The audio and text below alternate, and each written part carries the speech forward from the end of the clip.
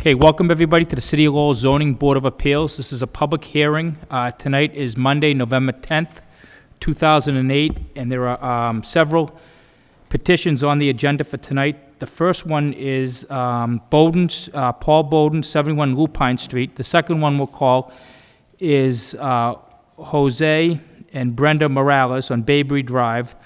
The third one is an affirmation reconsideration of previous decision, and that regards 953 Central Street. And for new business, there's a petition at 68 Wollaston Street. Then we'll hear St. Joseph's Apartment, which is 51 Moody Street.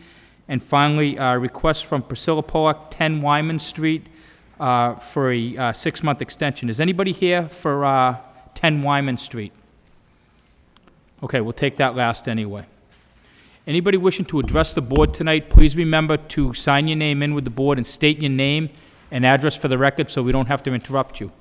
So we'll start with the first petition, which is ZB 2008-37. This is a continuance from our last hearing, request for special permit and variance. Paul Bowden, care of attorney Ken Cossingham, 71 Lupine Road. This is a property that exists in a traditional single-family district, and the petition is to maintain the legal use of a pre-existing two-family according to Section 12(1)B with insufficient lot area, frontage, and side yard setback according to Section 5.1 and without the required parking according to Section 6.1.4 of the zoning ordinance. Attorney Cossingham. I have the plans that the board requested last time showing the parking, so I'd like to file those if I can. Sure, you can bring those up, and these plans we've made part of the public record. Thank you.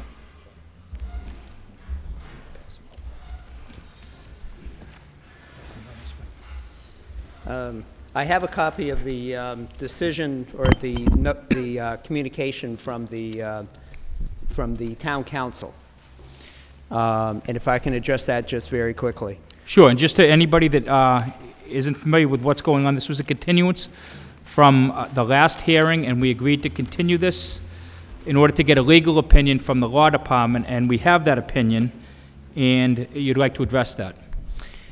The opinion from the town council, as you know, suggests that our failure to appeal the criminal notice is fatal to our petition.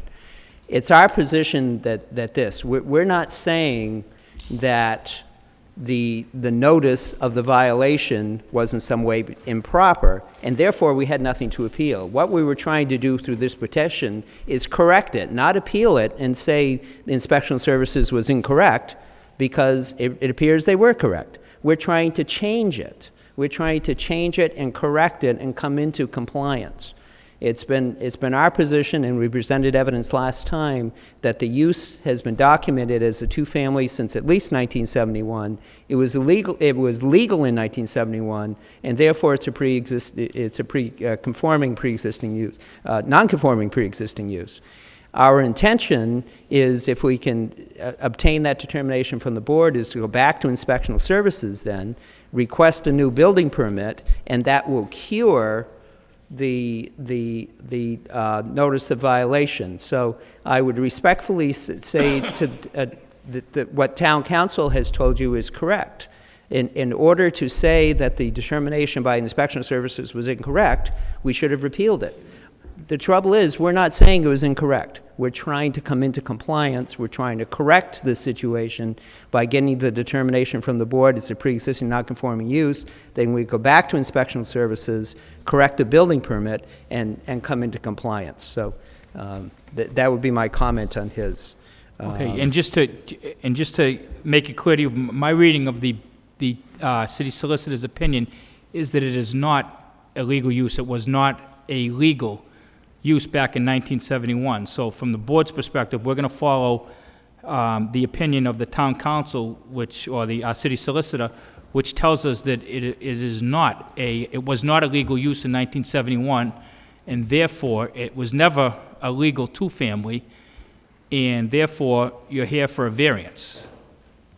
I guess that would be our position, following the opinion of the city solicitor. Okay,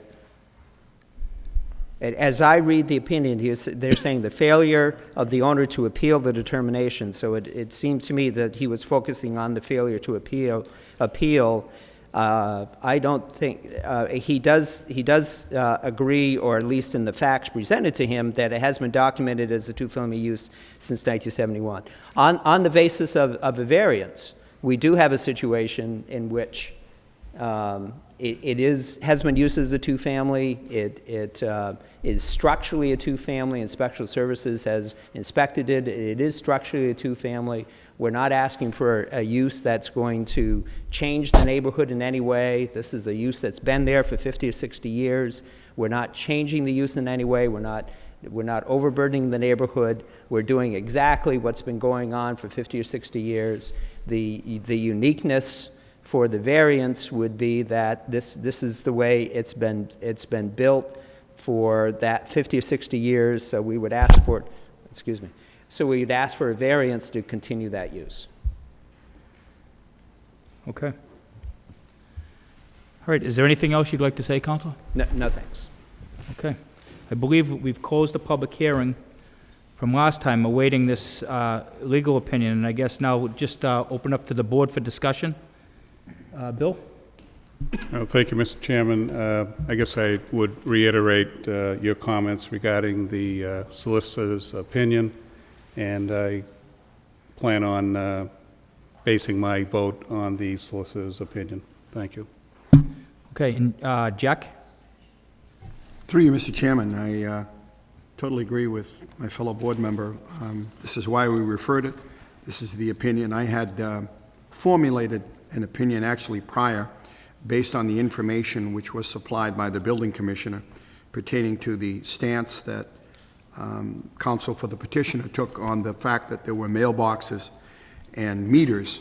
I do apologize for my naivete pertaining to that, but I was educated by Commissioner Camacho pertaining to that the number of meters has nothing to do with the number of apartments, nor does the fact if you put rear, right, or left for a mailbox. So that was an education on my part. Again, I apologize for my naivete. That information coupled with this determination by the city solicitor, I concur with Mr. Bailey, and I certainly will support the city solicitor's opinion. Okay, Vesna? Thank you, Mr. Chairman. Aside from the draw out, the layout, and the parking, I don't like it, stacked parking. That aside, we have some issues here that council spoke of, that although it has been used as two families and its structure is two family, nevertheless it's illegal two family, and that's been the ruling, and that has been this board contention in the first place. I too tonight will vote to deny it. Okay, Vesna. Corey? Through you, Mr. Chairman.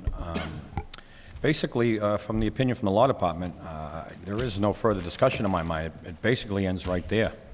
They said Actually, I don't mean to interrupt you. I forgot that you weren't here at the last. I apologize. And Kevin, you weren't here either, so Rick? I have no further comments, Mr. Chairman. And again, just so there's no confusion, the city solicitor, the opinion of the city solicitor is that it requires a variance. So I guess the discussion and the vote is on whether you're going to grant whether we're going to grant the variance or not. And you know, based on the neighborhood opposition and the history of the home and the area it's in, and I've been by, I'm not willing to support it at this point. So everybody's spoken. If I have anybody have a motion? I make a motion to deny request tonight. Okay, I need a second. Second. And Kim, roll call, please. Deny. Deny. Deny. Deny. Deny. Sir, the petition has been denied 5-0. Thank you for your time. Thank you for hearing. Okay, the next matter is ZB 2008-33. This is a request for a variance. The applicant is Jose and Brenda Morales, 90 Bayberry Drive. This property is located in a traditional single-family, and the petition was to construct a deck with insufficient rear yard setback according to Article 5, Section 5.1 of the Table of Dimensional Requirements. Just so everybody knows, this was also a continuance from the last time we met, and the parties were, it was suggested that the parties meet to discuss the possibility of working out some of the minor details here. It's relatively mild request for the deck. I don't know where you've gone from here, but sir, if you'd like to address the board, please state your name again for the record. My name is Jose Morales. Good evening, Mr. Chairman, members of the board. First, I want to say that, I've done mistakes, try to correct them, getting older, wiser, and I apologize for the mistakes I've done. Trying to do stuff without coming to City Hall, but we'll move along. I used to have somebody, and I'm saying this because you guys up there, we're in court, you guys are intimidated, The judge says, you go to jail or not, and you guys decide yes or no, we build things. I used to have somebody to represent me all the time. He's in good hands right now. He's probably he's better off than we are right now. He used to be my basketball coach. I utilized him my first house, child support, marriage, and he got me my first liquor license when I had a nightclub here in Lowell. He's well known, Ed Finnegan. I'm going to do what I can. Like I said, I'm not a good speaker. I'm not good at this, but I've been in this. This is an ongoing process. It's already November. I'm already over $700 involved. Last meeting we talked outside, and like I said, I'd do anything to get this done. Had a little disagreement outside, money issue and stuff, about decks and this and that. That's not my biggest problem. I was mentioned that these houses were built in, 92? There was a bigger, on the siding, a big callback. What's the name of the company? Georgia Pacific. I don't know if you guys heard of it. Everybody in the neighborhood got money for it. What I want to get at is all the houses got vinyl siding, new windows, new deck. My house has none of that. That's all I requested. And because my house is an eyesore, I decided not to go through this matter. I just built a 5-foot deck or build a patio. So I'm just going to cancel, getting this 15. This is too much of a headache for me. I've lost my motivation, and it's just time-consuming, headache, and like I said, I haven't heard from my son, who's out there in war right now, and it's depressing. So just come to that conclusion that I'm not gonna go with the process, just to make somebody happy. So are you telling us you're not pursuing this, sir? That's correct. Okay, we still have to vote on it, I believe, because, so what we could do is you could withdraw your petition, and that way if, you change your mind, you don't have to wait the 2 years if you want it to come back. The board would have to vote on that, but that's just a suggestion. Hopefully by next year, maybe I'll change my mind. Okay, can I speak to your Sure. neighbors first? Was there any movement on what we talked about? You could just state your name and address again. Coletta Gable, 17 Briarwood Road. We did, in fact, talk with Mr. Morales after the meeting, as you suggested, instructed him or suggested that once he gets the pictures that the board had requested as to the type of the deck, the materials to be used, the architectural layout, whatnot, to contact us. We'd be more than happy to get together with them. We have not heard anything, and obviously he's not here to present in pictures. We have also, in the meantime, talked with the Kathy Murphy over at the inspector's area, I believe that's her name, to find out why they can't put the deck beside the addition, between the addition and the pool. Mr. Morales had stated there's not enough room. Although that is a true statement, he can request a variance to put the deck beside the pool, between the pool and the addition, so he does have a different opportunity, and we would not object to him putting the deck at that location, just not impeding on our setback. Okay, thank you. Mr. Morales? Do you want- So you've heard that, you've suggested to the board that you want to withdraw the petition for now? Without prejudice. For now, yes, yes. Okay. All right, so I need a motion. I make a motion to allow the petitioner request to withdraw without prejudice at this time. I'll second it. Okay, I need a roll call. And Kim, Corey is voting on this. Yes. So we're approving the, what are we approving? The motion is to allow Mr. Morales to withdraw his petition.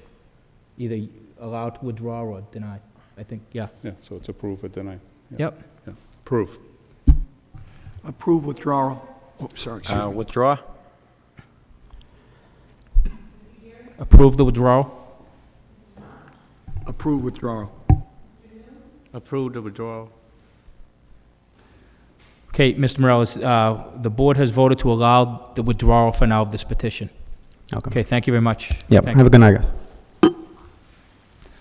Okay, the next matter is ZB 2005-81. This is a continuance from the last time on 953 Central Street. This is the petition where there were several violations. The neighbors and Attorney Tenza had brought it to our attention. So at this point, I'd like to find out what's happened since the last meeting. Maybe the building commissioner could fill us in. Mr. Camacho? Yes.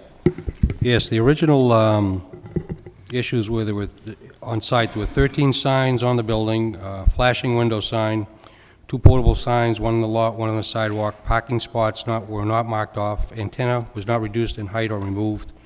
The work hours not really monitored. No work was supposed to be conducted outside the building, and the barrier between the parking lot and the sidewalk was non-existent. Since then, the applicant has made the necessary corrections. He does have, he only has one sign now. He has a permit for that sign, and he's been fined for putting it up without the necessary permits. He has installed a barrier between the parking lot and the sidewalk.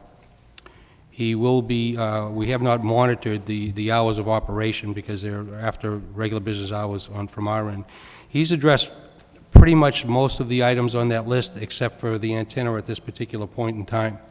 In speaking with him earlier, of recent, my understanding is that he's going to ask for a request to continue to address any other items that might be there, primarily the antenna, which is seems to be an animal on its own because he doesn't really own it. He leases the property from the other owner, and there seems to be some sort of issue there as to the legality of whether or not he can actually keep it, and that option is still open. We're still looking into, I know he was instructed by the court, but there were some other issues there that we're having a hard time dealing with, such as the antennas used for the cell towers and things, and we're not sure there's too much of a difference. So, except for the antenna, he appears to be in compliance at this particular point in time. Okay. Mr. Santos, would you like to address the board? Sure. Please state your name and address for the record, sir. Yes, my name is Rogério Santos. I live at 97 Humphrey Street, Lowell. It's like Mr. Camacho say, I tried to comply with everything that I could. The antenna, I have no jurisdiction over there, and I like to have a continuous. Sir, do you have an explanation as to why you weren't in compliance initially for several months, possibly a year? Well, the last meeting I didn't receive any notice. The last meeting that you guys have here, you have no idea that meeting was going on. And previous to that I was going to buy the building, wasn't going to buy, so that was another problem. Now I'm not going to buy the building at this point. I'm just renting. Okay, what's the deal with the antenna? There you got to talk to Mr. Matthews. He's the one that owns the building, and I can't. I tried to make some suggestions, but he's the one that, Mr. Chairman, if I could shed some light, from what I recall, from when we did approve this, the antenna was there for towing use, which you no longer do. So you did tell this board and agree with the condition to remove that antenna. That was the agreement, but then I couldn't get the loan approved by the bank, and I say I'm not buying the property at this point. Oh, is it a financial issue now or a legal issue? Which is it now? It was a problem with finances and the problem with the house next door, so it's a So you don't own the property, so you have no... No, I don't own the property. You have no authority to remove it at this point. Excuse me? You have no authority to remove it. No, It's attached to the building. it's attached to the building and I have no authority. Okay. Is there anything else you'd like to say, sir? No? Okay. Attorney Tenza? Thank you, Mr. Chairman. Attorney Dan Tenza, 327 Gorham Street, Lowell, Mass. As you are aware, I've been before this board a number of times on this issue. I represent Mr. and Mrs. Conchico. Interestingly enough, I asked them today, and I had driven by today to see what the premises look like. Mr. Santos's idea of a barrier to protect pedestrians apparently is a rope with buckets, attached to buckets. That was not the intent of this board. I remember specifically the chairman, Mr. Kazanjian, Councilor Kazanjian, specifically stating some sort of barrier that would protect pedestrians. I forget whether he mentioned wood or concrete or something significant. That's a minor issue. The cell tower. This is something, once again, it's amazing that everybody disclaims responsibility, but this is the man that came before this board in 2005 and 2006. They appealed the orders to court, agreed that they'd reduce it by 50%. That was entered by this board, and now everybody's holding up their hands. I can't do anything. I can't do anything. As far as it being a cell tower, there are no cell antenna on that tower. It's a tower. All right? It was used for Frank's Towing a number of years ago. All right? If there was cell communications, that would be something that would have come before this board, and certainly this board wouldn't have indicated that it was going to pull it down or reduce it. One of the interesting things I found, too, is tonight Mr. Santos indicates that he had no notice of the last meeting. I specifically spoke to somebody, an attorney, and that person indicated that Mr. Santos was aware. The last final thing that's interesting is I had given you at the last meeting a number of, and I think Mr. Noon had indicated that it looked like 98 or 99% of the time, Mr. Santos failed to close by the 5:30 deadline. Now, this community was kind enough, even though Mr. Santos wasn't here, this community was kind enough to give him one last shot. Interestingly enough, my clients indicate to me tonight, at 6 o'clock, they're leaving to come down here, and what are they doing? The garage door is open, a car is pulling out, and one is on the lift at 6 o'clock tonight. Their son, Mr. Tony Conchico, is here as well. He could certainly come here, certainly could speak on behalf of his parents, because he witnessed it as well. Mr. Santos, apparently, from what the neighborhood has indicated, did comply with, over the last week, closing at 5:30. But I found it interesting that tonight, of all nights, that somehow he doesn't want to comply. He did it for 2 years. He did it tonight, of all nights. I personally don't think he should be given another shot. But that's not my call, that's your call. Our biggest concern at this point is, one, he should be following the rules like everybody else in this city. This neighborhood has been very kind to him, has allowed him all sorts of opportunities, even the last hearing when he didn't show up. And he steps all over them. Our biggest concern at this point is how is he going to be held accountable for his hours of operation if he should be allowed to continue? Thank you very much. Thank you, Councilman. Bob, what are the issues with the, you can't monitor the closing time because the city closes prior to that? Is that what you're saying, or? Well, short of staying there 24/7, we have no way of monitoring the hours that the establishment's open to close. And if we were to file any formal complaints or impose a fine, we would, myself or one of the inspectors would have to see that for ourselves. I mean, we do appreciate the input. I think that's critical. But that's an issue that's been difficult to address in the past. If we get a call after hours, on occasion, and if there's a violation on occasion, we'll go out and take a look. But we're not always available to do that. We're not really set up for that. So enforcing that part of it can be really, really difficult. The other thing I'd like to address, too, I didn't mean to imply that this is a cell tower. It is not a cell tower. It's just that, and I do appreciate the fact that this gentleman or someone agreed with this board to eliminate the tower or reduce the height. There's no question that was in agreement. Part of the things we were struggling through is with the FAA and the FCC, the regulations, is we're not sure that there's a difference between a cell tower and the tower that's there. Although this is labeled as a ham radio, CB radio, and there are two different terms. So we weren't absolutely clear, and we were reluctant to address it on that basis, okay? Granted, the barrier that's there is insufficient.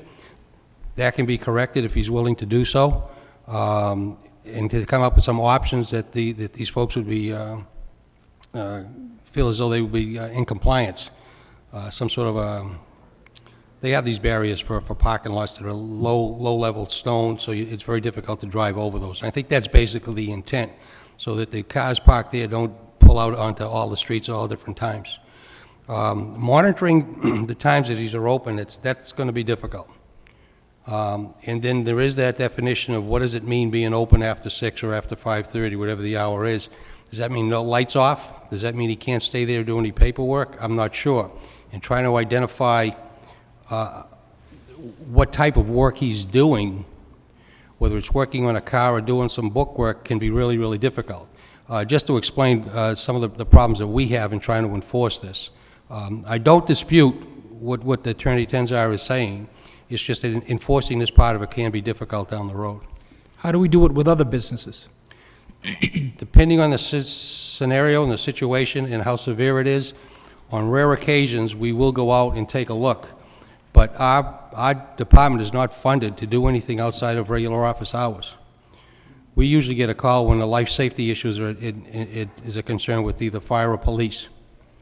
Well, I guess my concern is that, I don't think he's substantially complied with any of the orders that were in place. I mean, maybe since the last meeting, he has tried to do something, but the issues that seem to be bothering the neighbors most, meaning the tower, and I don't see that it's a cell tower. I remember several meetings where it was addressed as a ham radio or a towing tower, and just because he doesn't own it, he can't deflect responsibility for it. So I'm inclined to impose a daily fine for that tonight, if that's the case, until it's removed. And whether it's on him or the owner, my guess is it goes to the owner, not the user of the property. So I don't know what their lease says, it's not our business, but, and the same for the barrier. I don't think a bucket with ropes is what we talked about, and I don't think that that's acceptable. It certainly doesn't serve the purpose that we put that condition on for.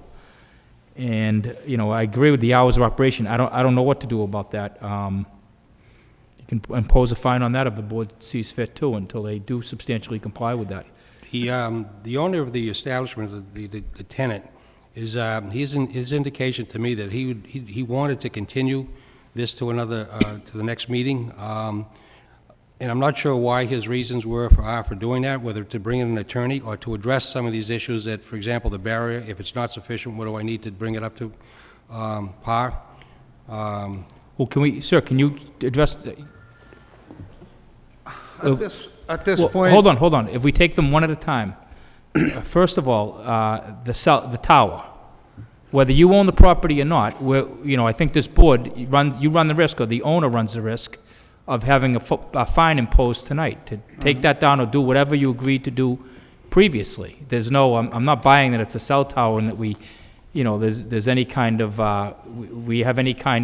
there's any barrier to us to imposing that fine, like there would be if it were a working cell tower with Verizon or Sprint or anything like that. So that's the first issue. So do you have any explanation about the tower?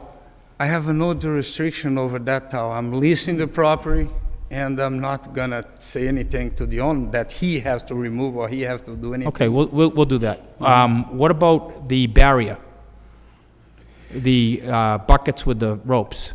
At this point, I don't like to argue anything. I like a continuous and have my lawyer here because I don't have a lawyer at the present. Sir, you knew this meeting was tonight. You knew that I believe that you knew the meeting was at the last meeting. That's I mean, I can try to answer some questions here, but I don't like to. Okay, that's fine. You don't have to. I like to have a lawyer with me. If the board votes to continue, we'll do that. If they don't, sir, you're gonna, Yeah. live with the vote. Okay, thank you. Through you, Mr. Chairman, if I may. Although I was not present at the last petition, I was involved in the previous two and the initial. And one of the interesting comments which Councilor Tenzer made, which I find remarkable, and he is absolutely correct, is at the time the initial petition and the second time they appeared before us, it was indeed Mr. Morales' intent, the petitioner's intent, to utilize, and he certainly indicated, because he did verbally agree in front of this board that he would reduce the size of the tower. Now, he made that statement in front of us. I was here, I was present. So why suddenly now he wants nothing to do with it is the question I have for the petitioner, and I guess for fellow members of the board who were here and present at that time. Thank you. Okay. Anybody else like to say anything on this petition?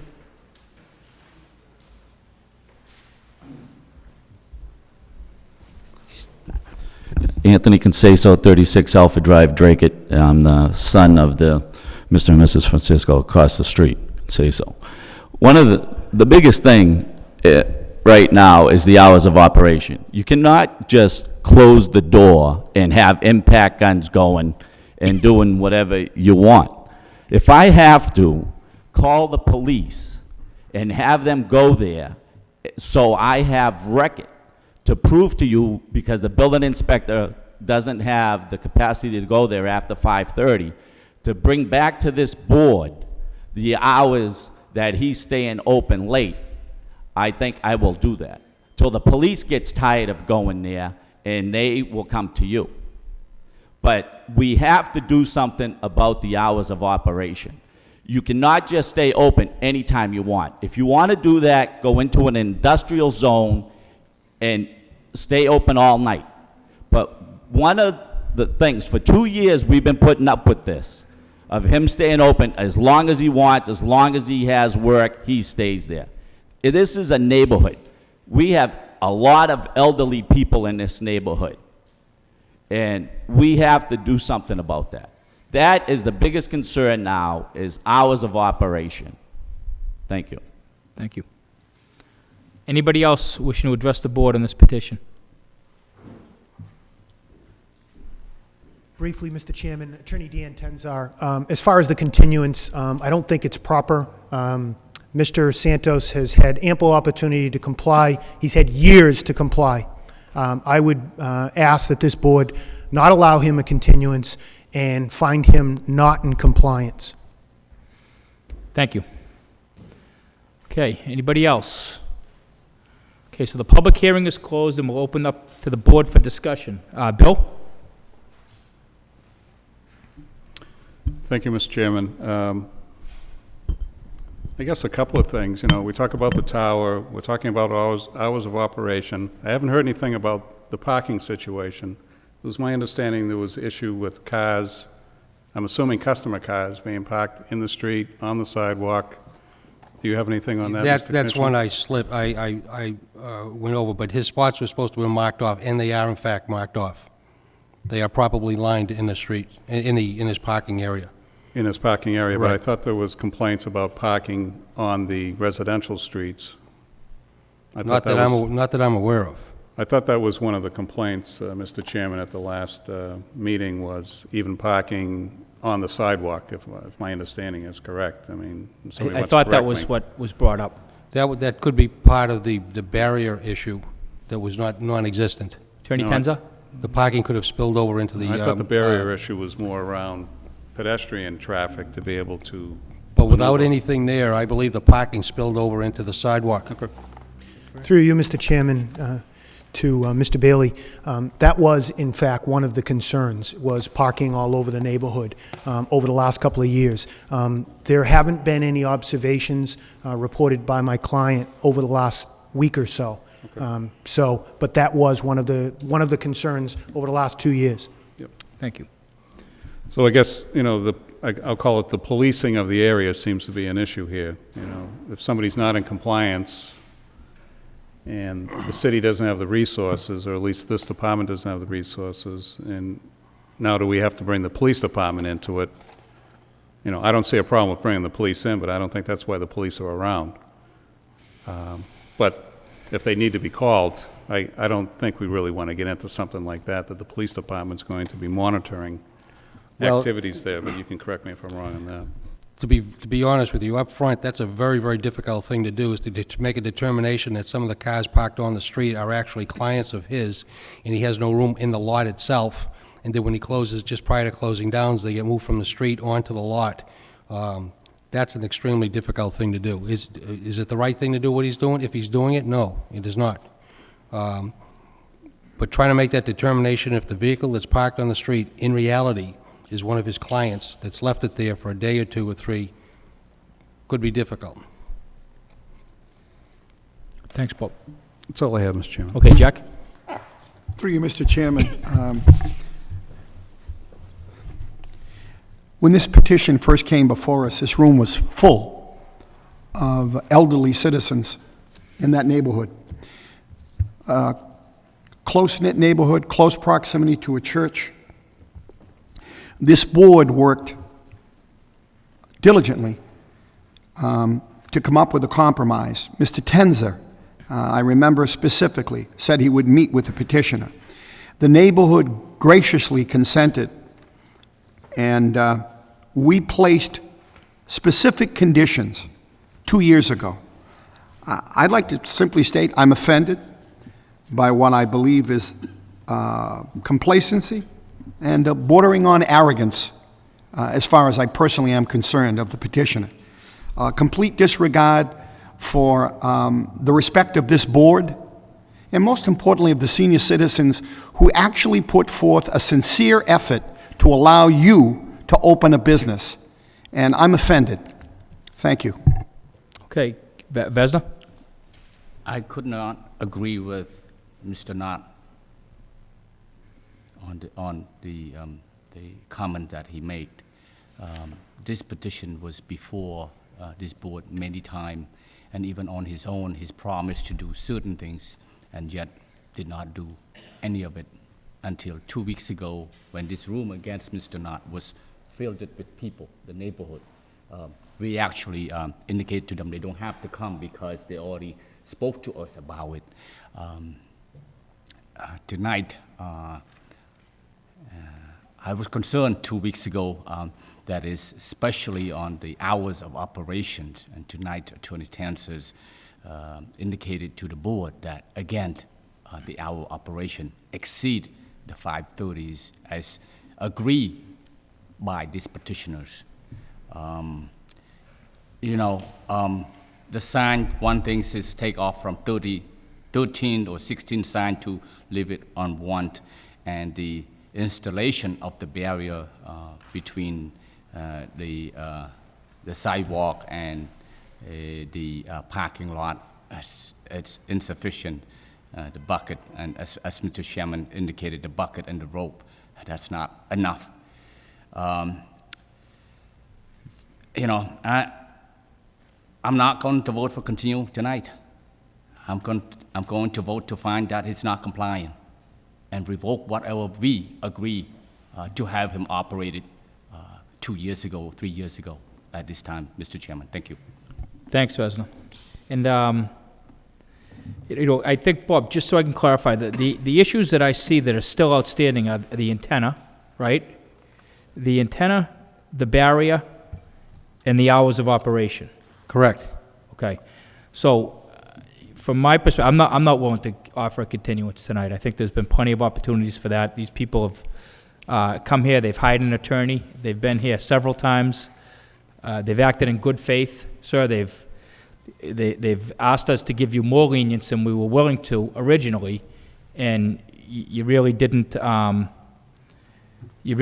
what we asked you to do. And it was some good faith effort done, I'll admit that, and I'm not prepared to fine you on those issues.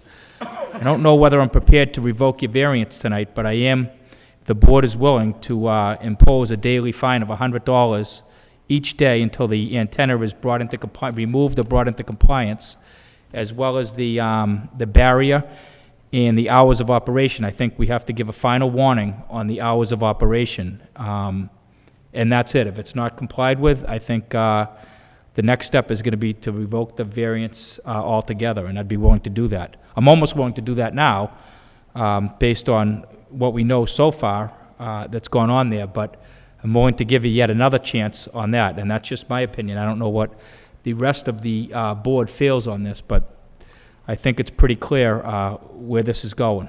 But that's just my thoughts. Corey? Yes, through you, Mr. Chairman. I'm in agreement with you and the rest of the board members. Like Mr. Knox stated, I voted initially on this petition, and I do recall the hard work we all put in, the meetings here, the site visits we made on site, all to make your business work, Mr. Santos. And I think everybody was sincere but you. As you mentioned, you didn't know you were buying the building, you weren't. It seemed like, you didn't care for a point there. And the evidence is quite clear of that, with the violations, the neighborhood, their input. And I don't know what to do at this point. I mean, you have to know where you're at. This is the board that authorized your permit, and we can revoke that. And the last thing I want to do is take somebody's livelihood away. Really, we're not here to do that, but you're very close to that. The antenna, you did agree. I'm sorry, that night that we approved this, that you were going to remove that. You didn't get into, FAA regulations or the landlord's permission. It was, the landlord's probably not going to do it. It's your business now. I know. I own a business, and I'm a tenant. It's your responsibility. It's going to have to be at your cost. It's going to have to come down one way or the other. It doesn't matter where it comes from. And that's the way it is. So, Mr. Chairman, as you stated, I want some immediate action on the antenna, possible fines per day. The barriers, I think, are an easy fix for the pedestrians relatively than what you got there now is not doing it. And the hours of operation now is the most severe. And perhaps maybe one more chance there, Mr. Santos, is all you're going to get from me. I can tell you that straight out. And that's all there is to it. Thank you, Mr. Chairman. Thanks, Corey. Kevin? Thank you, Mr. Chairman. Through you, Attorney Tenzer, can you refresh my memory? Have the neighbors spoken to Mr. Santos about the hours of operation and noise, and how frequently have they discussed that with him? One more time, Mr. Kavanaugh? Have the neighbors spoken directly with Mr. Santos about the hours of operation in question? They've consistently complained about it. I don't know whether they've had any personal conversations with him about his hours of operation. I can't say that. Okay. Well, thank you. In agreement with my fellow board members here that there clearly seems to be some contempt around the decision of this board in terms of several areas, the antenna, the hours of operation. And I'm inclined to give one brief chance to remediate these. I'm curious if we can find a way to manage the hours and monitor the hours of operation. And I am sensitive to the issue of noise, especially in this neighborhood. So if we can find any way to monitor that, I don't know if there's any potential options here. I agree. I mean, I don't know how we can impose restrictions on hours of operation if we can't monitor them. It almost seems useless. So, there's got to be a way, and we'll have to find a way. Attorney Tenza? Mr. Chairman, if I might suggest, I think an easy solution for this is take out all the mystery. closed the doors, shut out the lights, and locked the door. Pretty simple. This neighborhood has been very lenient with this gentleman. To me, fairly simple. The neighborhood will have their closing hours, and he'll actually be closed. Just a suggestion. Yeah, it might be a good one, too. I mean, that's one way to cut right to the chase, and maybe that's what we have to do.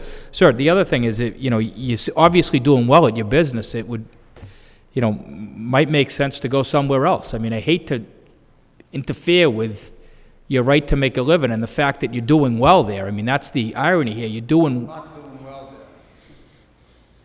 there. Okay.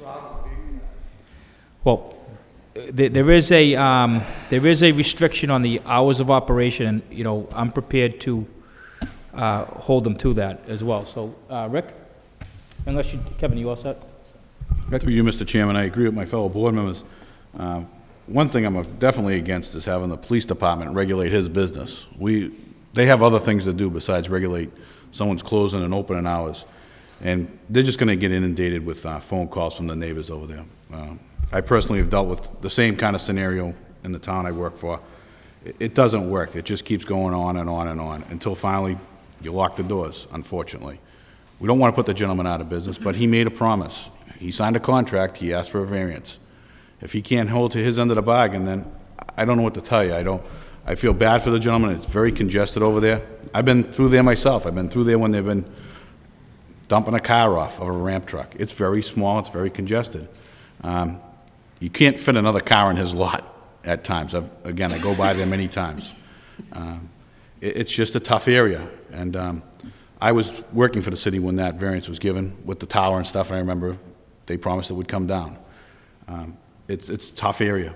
The neighbors should not have to put up with it. That's not what they bought into. They all came out. I thought it was worked out. Obviously, he just doesn't want to hold to his end of the bargain.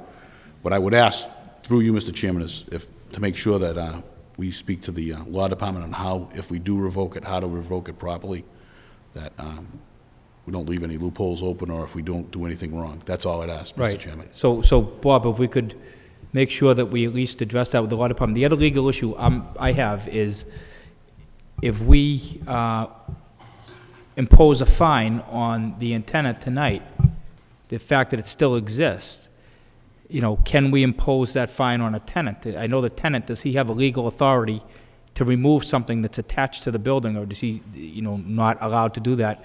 And do we then impose the fine on the landowner? I guess some of the questions I have, and I'm not sure if Rick could address them or not, but it seems to me that the agreement and the conditions that was set forth earlier in this process, based on what I've heard tonight, is that the conditions have somewhat changed, and I'm not saying this to bail out the tenant, but originally he was supposed to purchase the property, and under those conditions he would have had control over the antenna. I don't know if the antenna is in use today, to be honest with you. If he's not purchasing the property, I don't know what other control he may or may not have on the antenna. That's a question I have in a statement, so. Right, but they could, I mean, he could also manipulate that situation if he wanted to. It appears to me that he is. Yes, he could. And technically, a violation of the zoning ordinance or any conditions this board sets forth is equivalent to, those violations are equivalent to up to $300 a day fine per day per violation. The total amount is left at my jurisdiction, my decision. I mean, Mr. Chairman, with all due respect, at first it was an FAA issue, a landlord issue, and then when Mr. Santos spoke, it became a financial issue. So there's a big contradiction here with this antenna. It ultimately was his responsibility and is his responsibility. Mr. Chairman. Go ahead. That's a question. Mr. Commissioner, has there been any fines imposed as of today? He was fined for the illegal signs. That I know he was fined for. That, how much was that? I think that was $300 it cost him for that one sign. No other fines have been imposed at this point, but I would put out there that the fines are the way it's shaping up now. We're looking at a fine for each violation per day would be the antenna and the barrier, which need to be addressed. As far as the hours of operation, My guess is that once it's been documented that he has been open and operating beyond the hours that are stated there, then that alone constitutes either a fine or this board has the authority to void his special permit. How many days you got to pay the fine? How many days pay the fine? The fine will, that's left up to my jurisdiction as well. And at some point in time, if the fines aren't paid, we'll probably end up going to court to collect. Just to let you know, one of the questions I would have is, Attorney Tenzar mentioned that the hours of operation, the easiest way to deal with that would be to shut everything down at 5:30, lights out, doors closed, period. The other way, it's working now, well, actually it's not working, where he's continuing to work with doors open, et cetera. I don't know what problems we may run into if he shuts everything down, the doors are closed, but he stays there to do paperwork after hours with no tools operating. That's a middle-of-the-road scenario. That's a nice, clean package and a good formula to look at. Just close everything down, lights out at 5:30, or whatever the time is, but I have some concerns about that. One of my concerns would be his right to sit there and do his paperwork after hours. So that's another concern. Another concern I have also is the barrier, and if you want him to put up a barrier, I'd like a description of that barrier so that I know we don't go round and round and we're doing this again. So the description, so the barrier he's supposed to be putting up is specified exactly what that means. Right, I mean, that's why I think we have to, he did put up a barrier, so I don't think that we really should fine him on the barrier issue, because he did do something. It's not what we wanted, but to be fair to the petitioner, did we tell him exactly what we wanted? I personally think the Jersey barrier is probably an overkill, but the type of barrier they use in a parking lot, which is a curb-type barrier, and it's anchored to the ground by way of a re-rod or something, might do the trick to keep cars from spilling over into the sidewalk or entering their street where they're not supposed to. But again, that's not my call. That's a call that I think the board should make. Go ahead, Jeff. Mr. Commissioner, pertaining to the fines, and Mr. Bailey asked if when the fine is imposed, what the time frame is, and you said it was up to your jurisdiction.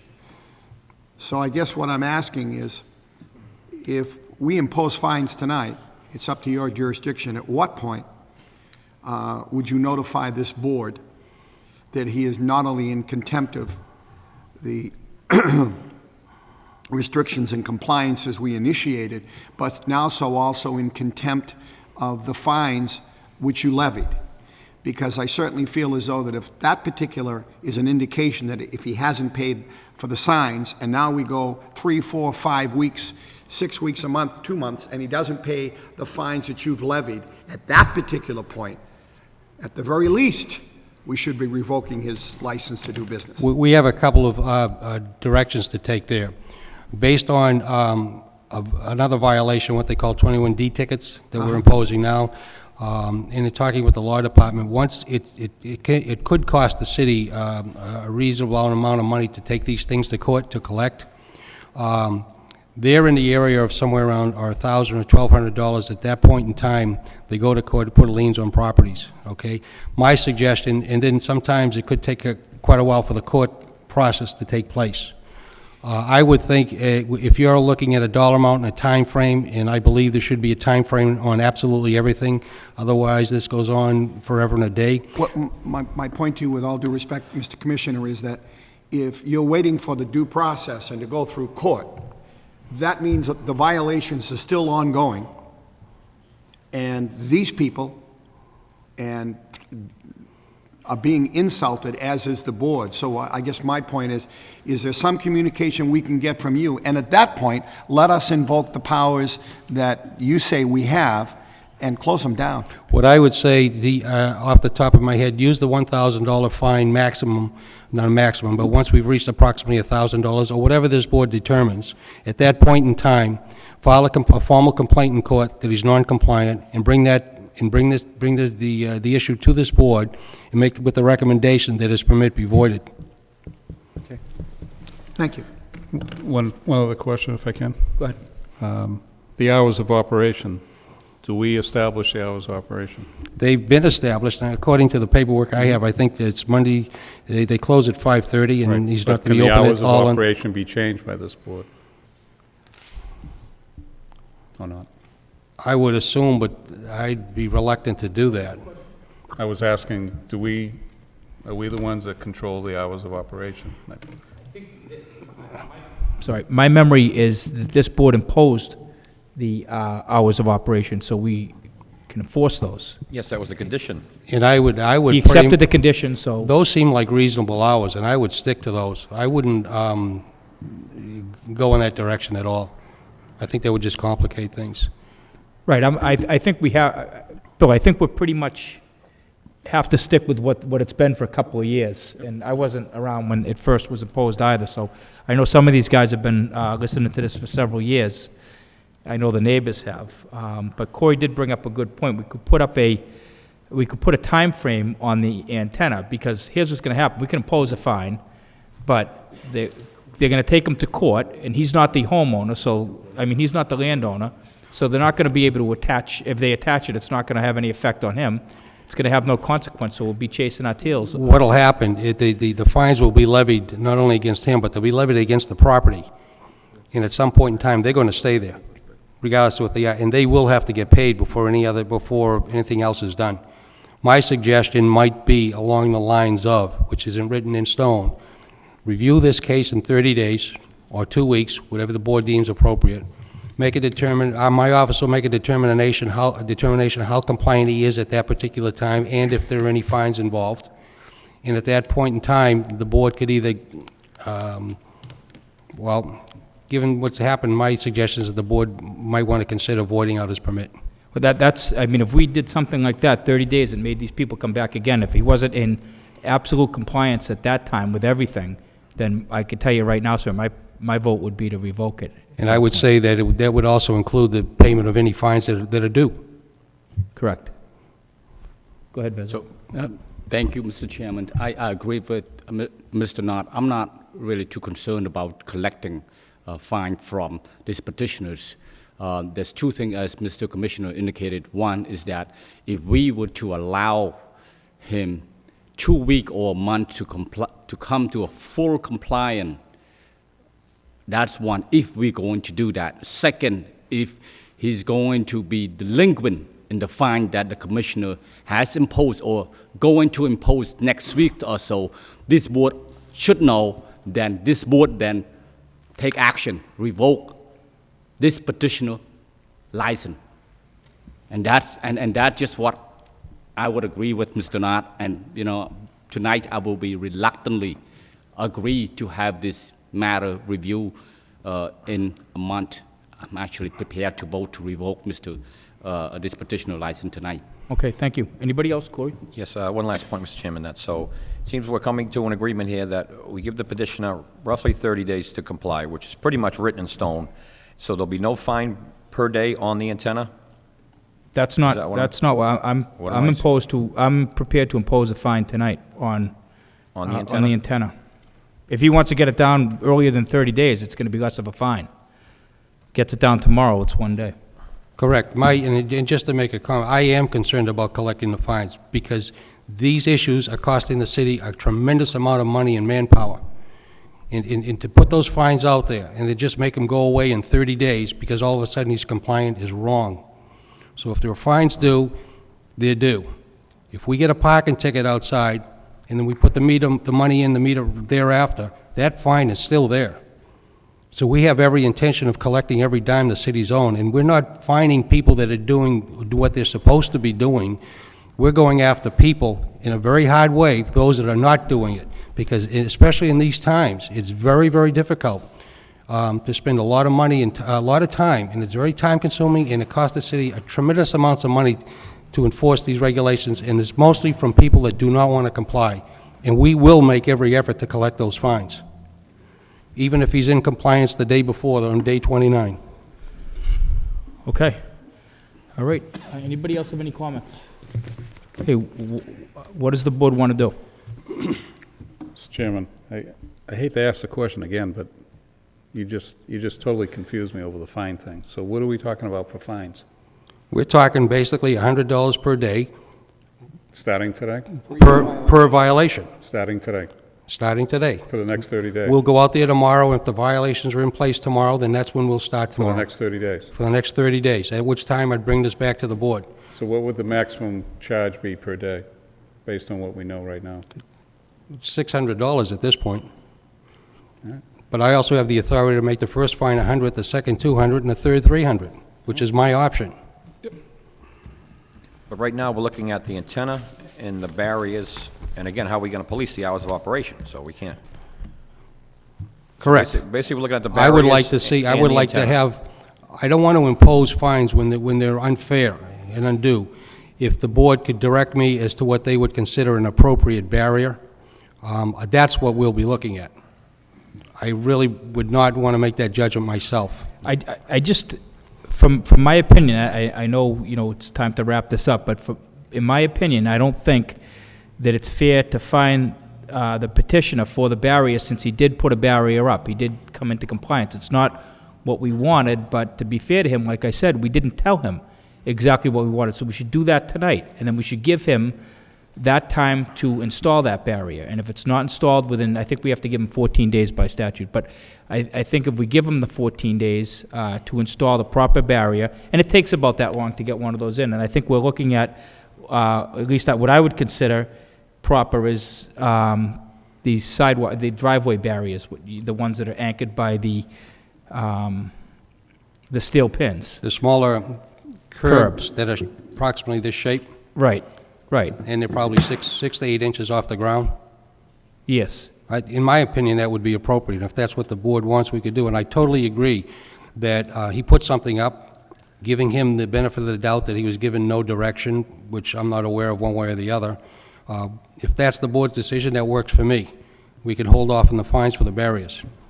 I would be in agreement with that, Mr. And then I think the other issue would be the hours of operation, and you know, it's 5:30. If you, and I think that we have the authority to request that the overtime or whatever be authorized to have somebody check on this. And I think my position is going to be, if we get one complaint, verified complaint, that he's operated after those hours, that I'm willing to revoke the permit at that point. I'll get in touch with Attorney Tenzer, and let me see if we can work something out in trying to monitor this on a regular basis. We may have some options there, and let me see what we can do to correct. Okay. Besna. Mr. Chairman, if I may, just one suggestion, sir, with regard to our operations, rather than, you know, extend or expand the city resource to have somebody policing this petitioner. It's this petitioner responsibility to police himself, as Attorney Tenzer indicated, that turn off the light at 5:30. And so if we haven't told him before, we tell him now, tonight, aside along with the barrier, what kind of barrier we want. So after tonight, he cannot say that we didn't tell him. Good point. So I think it's clear that we're talking about lights off, doors closed after 5:30, by 5:30. And I think, you know, the antenna's still up. That was been going on for years, and I think what I'd be willing to support is a $100 a day fine for that. And he's got 30 days to get it down, like he agreed to do, or to shorten it. I'm not sure which one it is. And does anybody know what he agreed to do? The antenna? Yes. It was removed. So, It was an original condition, I so believe. remove, Well, we have two things. I have a statement from the court that it was either remove or reduce the height. Through you, Mr. Chairman, actually, it was initial removal. That was appealed to the Superior Court, and thereafter, it was agreed that they would come down to a 50% height. okay, so that's what we'll hold them to, that the antenna will be reduced to 50% in height. $100 a day fine from now until 30 days. If it's not completed by 30 days, or the next meeting is close to 30 days, then this board will consider the revocation of the variance. Can I make a suggestion, Mr. Chairman? Sure. Can we bring the owner of the building in next time in 30 days? I mean, he owns the building, so I know what's going to happen. Yeah. He won't remove it. I am not paying for it. It's a back and forth, and we don't have the owner here to tell us, well, it was an agreement between myself and the leasee to reduce it. You know, so we can have at Right. least both sides of the story here. Right, I agree. I mean, we can't issue a capias, but we can request through you, Mr. Camacho, that you contact him, And we can tell you, sir, right now that we're looking for the owner to come with you to the next meeting as well. If he's not here, then, we're going to take the appropriate actions, but would like him to be here to address any issues that come up that aren't related to you. So, yeah, we can, and it was a good point. Okay, so I need a motion. Mr. Chairman, are we making a motion to approve here? Is that what this is? No, I think we're going to, first we need a motion to impose a fine for $100 a day. Okay. But I can't make the motion. Mr. Chairman, I'll make Just so it's clear from our part, the imposition of the fine is $100 per day per violation. It's noted. Per violation, yep. So that's the motion. antenna. And any subsequent violation as well. So, could somebody offer that motion? Mr. Chairman, I'll make a motion to impose a $100 a day violation on the antenna. Second. $100 a day fine on the violation. $100 a day fine, yes. Okay. Second. Second, okay, I need a roll call on that.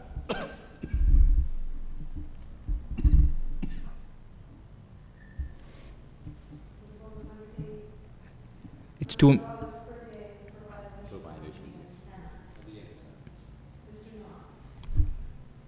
Approved violation. Approve. Approve. Approve. Approve. Approve. Okay, now the issue is, do we continue this matter tonight for 30 days? Or Mr. what do we Chairman, do? do you want to make reference to the barrier and how that's going to be addressed over the next? Okay, yeah, we need a motion for the barrier as well. That's within 30 days, Mr. Chairman? To install them in 30 days? I think that's overly generous. 14? Even the $100 a day fine is generous. I think we have to give him 14 days. 14 days is reasonable. And again, there will be no fine because he did put something in place. Again, like the chairman said, it wasn't what we were looking for, but we'll give the petitioner the benefit of the doubt on this one. Make a motion to impose that the petitioner will have a 14-day period to install curbing between the sidewalk and the parking lot. Is that what we're talking about, Mr. Camacho? Is that where it is? Correct. Okay, I need a second. No, second. Roll call, please. Mr. Knox? Approve. Mr. Noon? Approve. Mr. Bailey? Approve. Mr. Belanger? Approve? Mr. Geary? Approve. And I guess now we have to address the issues of hours of operation, so it's a suggestion for a motion, possibly a warning, a final warning on the hours of operation. And the next sanction will be revocation. I'd like to make a suggestion at this point, that if at any time it's been proven and documented that he has violated the hours of operation, that each one of those fines be $300. Yes, and you have that authority anyway, right? I do. That's at Okay. your discretion, yeah. Yeah, okay. So we need a motion to that effect? And so, Mr. Chairman, is the hours of operation, is that now a condition that at 5:30 the lights come off and the doors are closed? Is that the way we're going? I think that we should stick to what the record says, which is that the hours of operation are no later than 5:30 PM. If we have a verified, documented violation of that, then the this is a final warning. The next sanction would be revocation. Yep. Okay, Mr. Chairman, I'll make a motion to impose the original condition to the petition that the hours of operation not exceed 5:30 PM, and that with another outstanding, another violation, it will result in revocation of license. I noted on the sign here, by the way, on his hours of operation from 8 to 5:30, Monday through Friday, Saturday 8 to 1, Okay? and Sunday he's not open at all, closed. Okay, and we can just add that any other violation to the documented hours, approved hours of operation. I'm looking at this, and unless, if that's different, someone, okay, so that's what his hours of operation are, Monday through Friday, 8 to 5:30. Saturday, 8 to 1. 8 to 1, Madam And Sunday, Secretary. he's closed. No business on Sundays. Okay, so I need a second. Second. Roll call, please, Kim, when you get a chance. Mr. Noon? Approve. Mr. Bailey? Approve. Mr. Belanger? Approve? Mr. Geary? Approve. Mr. Knox? Approve. Okay, I guess the final thing is we just need a motion to continue. This for 30 days? Madam Secretary, what's the date, the first meeting in December, may I ask? No, it would be the middle of December, I believe. Yeah, well,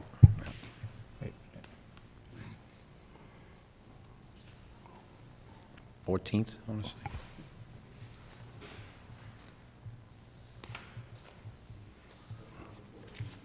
Sorry, I have it on schedule. That's okay. December 14th? December 14th. That's fine. Okay, with that, all that being said, I'll make a motion to continue till December the 14th, 2008. Are we looking at 2008 schedule? Second Monday of the month, if anybody has a calendar. Right, so we got to go the next one after that, which...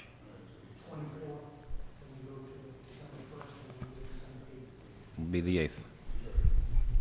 Okay, Madam Secretary, that will be December the 8th. That's our 30 days, so what's the next meeting after that? The 22nd?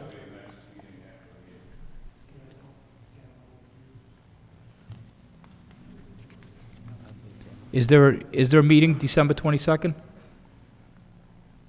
Well, because of the holiday, it gets, Okay, you do have the 2009? Okay.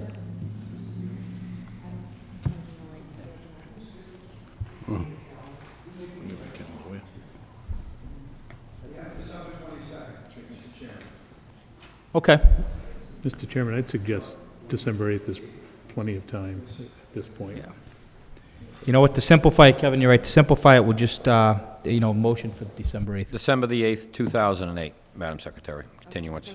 Thank you. So need a second? I second it. Roll call, please. Mr. Bailey? Approve. Mr. Belanger? Continue. Mr. Geary? Continue? Mr. Knox? Continue to December 8th. Mr. Noon? Continue. Mr. Bailey, was your approval vote to continue? Continue. Yep. Thank you. Continue to December 8th. Okay, the matter's been continued to December 8th, sir. You can bring your attorney then if you'd like, and make sure you bring the property owner to that meeting as well. Thank you very much. Thank you. Okay. First order of new business tonight is a request for variance. It's ZB 2008-45. Request for variance from Aspenwood LLC, Francis H. McCabe, manager, 68 Wollaston Street. This is property located in a suburban single-family district, and the petitioner would like to raise the existing building and construct a new single-family with insufficient lot size frontage, front yard setback, side yard setback, a minimum front yard setback to garage is required by Article 5, Section 5.1 of the Table of Dimensional Requirements. Attorney Barry. Attorney Brian Barry, my office is at 671 Rogers Street, Mr. Chairman. Members of the board, I represent Aspenwood LLC. The petition before you is for several variances for 68 Wollaston Street. The present condition of the property, if you've been by there, there is a residential structure on the lot. It's about 60 years old, completely dilapidated, and in a state of complete disrepair. The variances before you, there are 5 of them. There's an existing lot. The lot size is 5,955 square feet. The minimum requirement under the code is 10,000 feet. The minimum frontage requirement under the code is 75 feet, and this lot has 73 feet. The next variance is for, actually, there's two of them, for a minimum front yard setback on the house and a minimum front yard setback on the garage, because the garage is within the house. The requirement for the house itself is 25 feet under the zone, and it's 30 feet for the garage. The petitioner asks you to approve a 20-foot setback. The reason being, he wanted the house next door, if you're standing in front of this house, the house at 60 is forward, it would be about even with that house. And also, his idea is to enhance the size of the backyard, figuring that this is going to be purchased, this house will be purchased by a family, and we'd like to have more of a backyard for the children. The last variance is for the sideline requirement. On the plan we gave you, it showed a 5-foot setback on the northern barrier, northern boundary. The code requires, the zoning ordinance requires 10 feet with a sum of 25. This is 5 feet with a sum of 40, so we're way over the total. But again, the idea was to, Mr. McCabe felt this was a better place for the house on the lot. It would enhance the side yard on the other side. He has spoken to the abutter next door, who has no objection to it. In terms of, rather than rehabbing the building, Mr. McCabe felt that this was a better way to go. Tear the building down, build a new state-of-the-art home there. Because of the shape and the size of the lot, and enforcement of the provisions of the zoning ordinance would preclude complete modernization. He'd have to rehab if you don't allow these variances tonight. However, he does feel that this plan is a superior plan to rehabbing, and we also feel that it's not detrimental to the neighborhood. In fact, it's a major improvement for this property. The property pretty much has been abandoned for the past at least 5 years. The prior owner was in a nursing home, and so I know Mr. McCabe has done some of the cleanup there, which the neighbors were happy with, but be completely newly landscaped, and you have a rendering of what the house would approximately look like. It's the same house that was built at 25 Wollaston Street. I had included that with the package. Do you have a copy of it, Brian? I do. I also have the plan. Oh, I'm sorry, that's okay. Yeah, that's okay, I didn't know we had this one.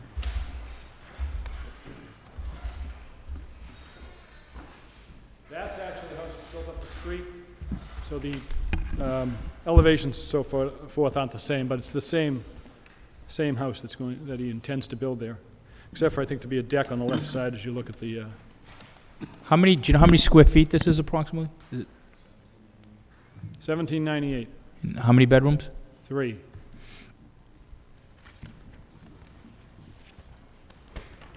So we'd ask you to approve those variances so we could go ahead and tear down the existing shack and put up a brand-new building.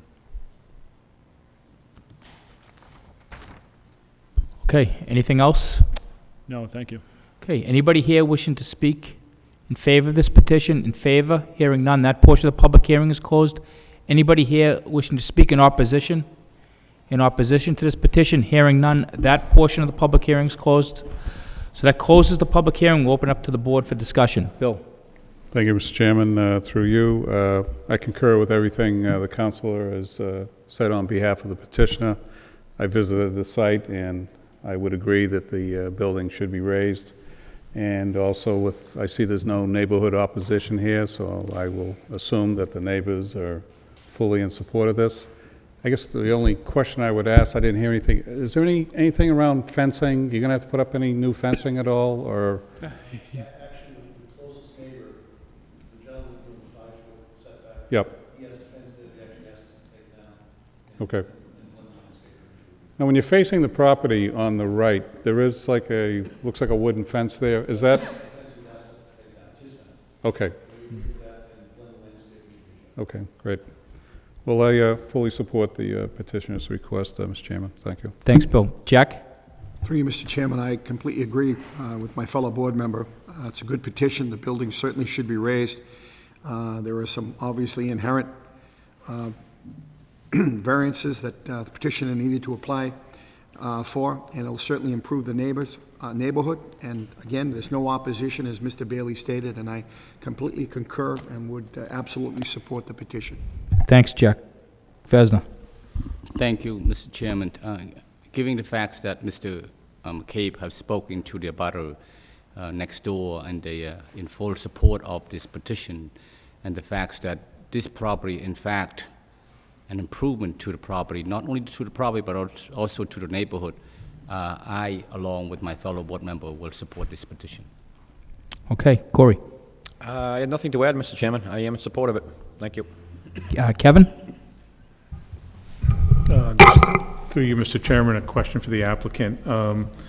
The site plan is showing a garage under, is that proposed on the right side of the building, the north side in the front? It's to the right front. Right front. And what's noted on the current plot plan, the parking space on the southern side, is that also being proposed, or? Correct. Okay. So there's So what one would, in the garage under and one to the left. so what's the proposed paving on the front? Is it just a straight-through driveway to the garage and then a separate space, or do you have a? There's a single existing driveway on the left. Right. South side, which we intend to The existing driveway intends to maintain.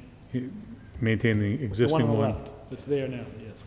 But then you're also proposing a garage on the right Garage side? under on the right. With a separate driveway for that part as well? Correct. Okay.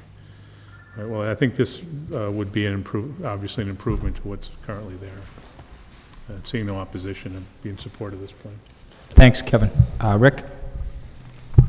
Through you, Mr. Chairman, raising that building would be a benefit to the neighborhood. I had a question about the two setbacks. I was wanting to see if we could move it over from 5 to 10 and from 20 to 25. I know you're going to blend the landscape over there, Mr. McCabe and stuff, but if somebody put a fence up, if the new buyer buys the house and decides to put a fence up, 5 feet isn't much room between that gentleman's window, the owner's new window, and a piece of fence, you know what I'm saying? It's a great layout and stuff. Those are the things I would like to see. It'd give more room, especially if you have somebody stacking a car in the driveway.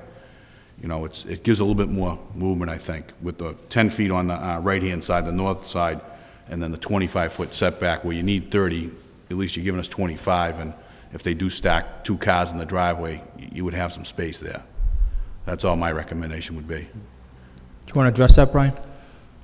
Well, it was done this way because, as I explained before, Mr. McCabe felt actually it was a better layout than setting it back further.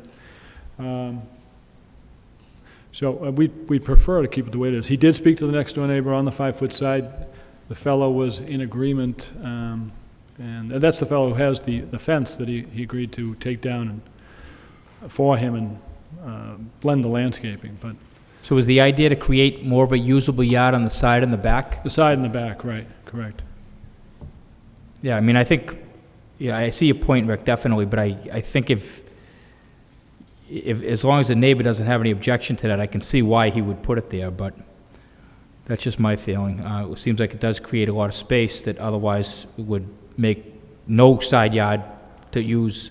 If you put it over 5 feet, both side yards would be rendered almost useless. Right. This way, at least they have one and then the back. But that's just my feeling. Otherwise, I think it's a really good project and much better than what's there now, and I'd be willing to support it as proposed. So do we have a motion? Mr. Chairman, I'll make a motion to approve. Second, sir.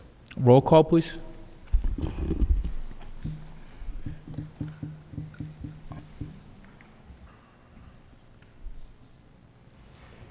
Excuse me, Mr. Chairman, who made the motion originally? Corey. Approve.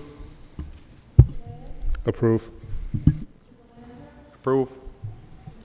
Approve. Approve. Okay, Attorney Barry, you've been unanimously approved. If you could just come up and sign, excuse me, sign both the plan here and that anywhere and date it. And you can just hand it to Kim. Thank you. Thank you. Good luck.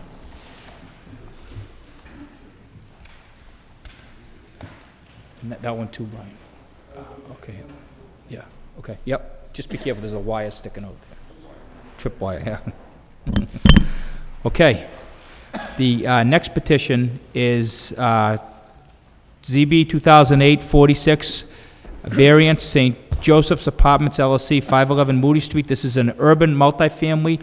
The petitioner would like to allow the installation of a monument sign for St. Joseph's Apartments LLC exceeding the maximum allowed size according to section 6.3.2 of the zoning. Attorney Flood. Mr. Chairman, members of the board, James Flood, 81 Bridge Street, here on behalf of St. Joseph's Apartments. Really, it's the Coalition for Better Acre. This is the old St. Joseph's Grammar School, which they've renovated into affordable housing units, and what they would like to do is install a sign as presented. Basically the same sign. Sign is at 517 Moody Street, and they wanted to try to have them both conform. The location, and it's of a size where the location is such that it'll block the transformer that is located behind the location. I think you can see that on the plan I gave you. There's a large transformer there. That's why I gave you the picture that shows that too. So I think it goes well with what's already there. It goes well with the development. I'd ask that you approve it. And there's no illumination on this? No, although it says illuminated cabinet, the cabinet is designed so it could be, but we have no intention of illuminating it. And if they want to, they just have to They come back to that. later. Yeah, they'd have to come back later. But I right. asked them that question, and they Okay. won't do that. All right, anybody here wish to speak in favor of this petition? In favor? Hearing none, that portion of the public hearing is closed. Anybody here wishing to speak in opposition? In opposition to this petition? Hearing none, that portion of the public hearing is closed. That closes the public hearing, and we'll open up to the board for consideration. Bill? Thank you, Mr. Chairman. Really no questions for the counselor. I fully support the proposal as submitted.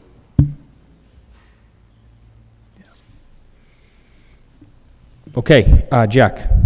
Through you, Mr. Chairman, I also support the petition. We are all in receipt of a letter from Department of Planning and Development, which also recommended approval of the sign.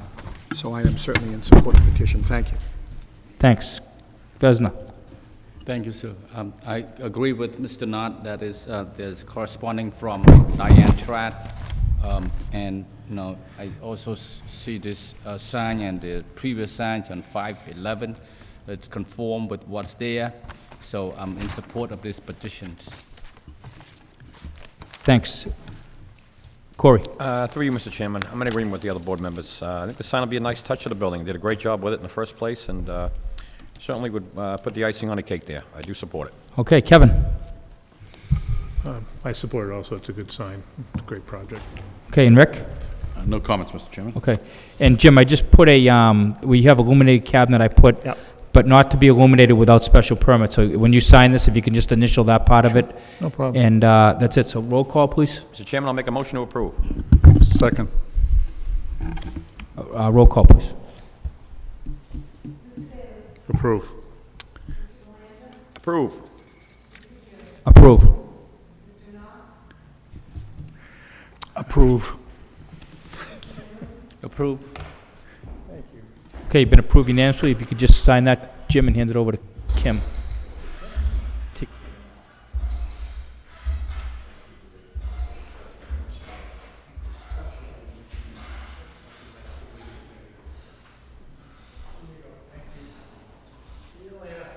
Yeah. Okay, the final petition tonight is a request for a 6-month extension of previously granted variance. This is Priscilla Pollock, 10 Wyman Street. This is a petition we approved previously. My understanding is the house is for sale, and that's the reason for the extension. I'll read a letter into the record from Priscilla Pollock, the homeowner. Dear Mr. Chairman, I'd like to request a 6-month extension from the date of February 8, 2008 for a previously granted variance for the property located at 10 Wyman Street in Lowell, Mass. The decision for case number ZB 2007-67 was filed with the city clerk on February 8, 2008. Because of the slowness of the real estate market, it is taking longer than expected to sell the existing home located at 10 Wyman Street. Unfortunately, the income from the sale of the property is required to begin construction of the new home, which will be located in a new subdivided lot. However, all preliminary work has been completed, and as soon as the existing property is sold, construction of the new home can begin. Thank you for consideration. So I need any discussion on this? Yeah, through you, Mr. Chairman. There seems to be a lot of that going on these days, and I would certainly be in support of it. Okay. Bill? Mr. Chairman, so it's 6 months from today? 6 months from today, yes. Okay, thank you. And Jack? I have no comment. Okay. From today, yeah. Beza? No comment, sir. Okay. Yeah. Anybody else? Anybody in the public wishing to address the board on this petition? On 10 Wyman Street? Okay, there's nobody here wishing to speak in favor or opposition of this petition, so unless there's any board members have any comment on it? Mr. Chairman, I'll make a motion to approve the extension. Okay. Second. Okay, and roll call, please, Kim?